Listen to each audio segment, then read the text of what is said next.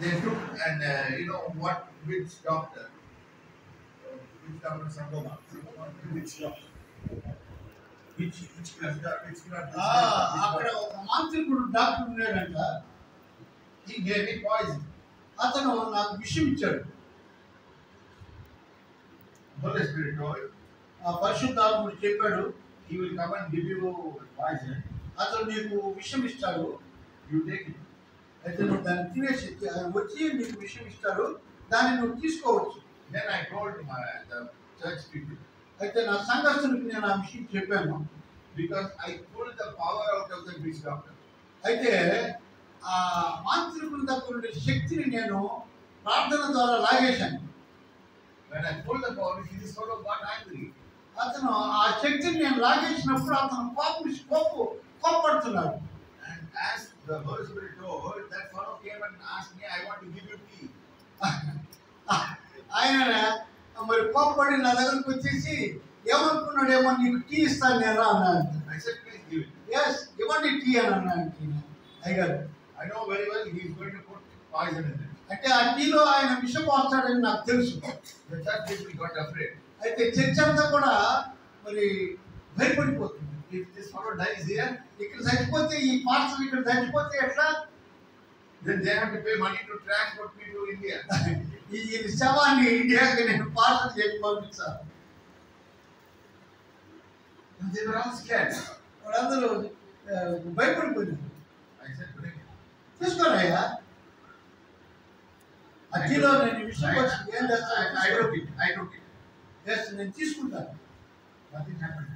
తీసుకుంటాను, నాకేం కాదు. Then that fellow got very scared. బాగా భయపడి షేక్ అయిపోయినాడంట ఆయన. Then he said he is the biggest demon. He called me demon.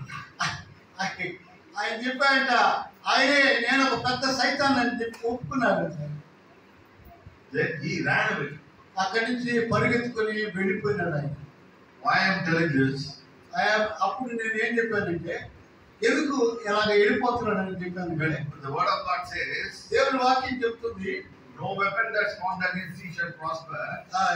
దేవుని వాక్యం ఎదుట ఏ ఆయుధమును వర్తిల్లదు. It will not prosper. వర్తిల్లడు. You can take it. దాన్ని తీసుకోవచ్చు. But one thing you should have faith. అయితే ఒకటి మాత్రం నువ్వు గమనించాలి. But be careful. జాగ్రత్త పడాలి. Just because it's written like this, don't take T20 and eat it. T20 ఉంటుంది, దాన్ని తీసుకోకూడదని ఉంటుంది. See, when they are trying to poison you, God will protect you. అయితే అది విషయం నీ దగ్గరకు వచ్చినప్పుడు దేవుడు కాపాడుతాడు. See, when Apostle Paul was preaching in that island, ఆ ఒక దీవిలో అపోస్తలుడైన పౌలు ప్రసంగం చేసేటప్పుడు one snake came. ఒక పాము వచ్చి ఆయన్ని కాటేసింది. Nothing happened to him. ఆయనకేం కాలేదు. I believe that word on the day.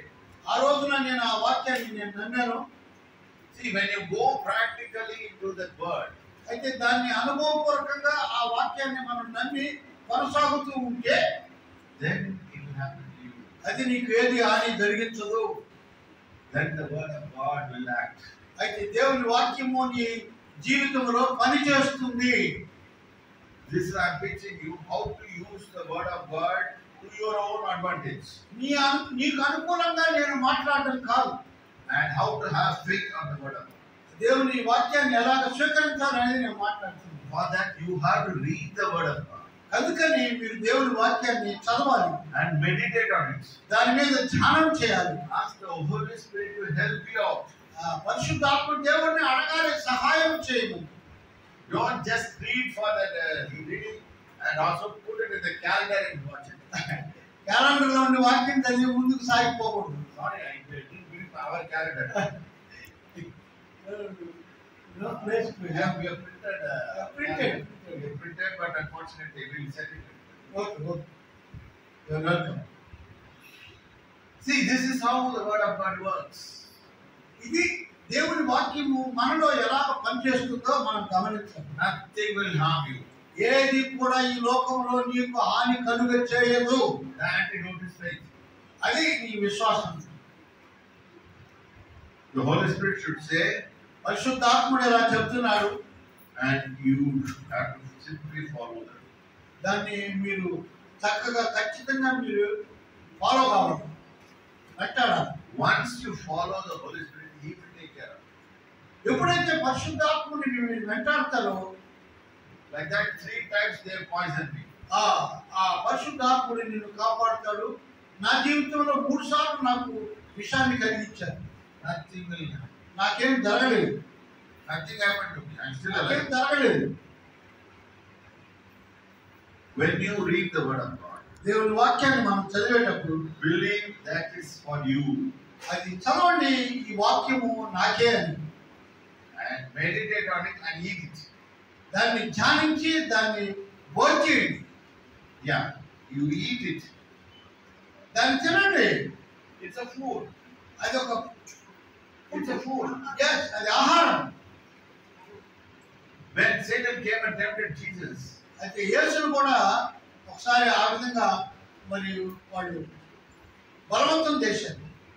Satan tempted Jesus. యేసుని బలవంతం చేశారు. Jesus said, యేసు అన్నాడు, the food is every word that proceeds from the mouth of God.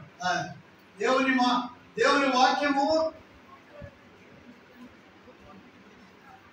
Every word that proceeds from the mouth of God is the food. మాట దేవుని నోటి నుండి వస్తుంది.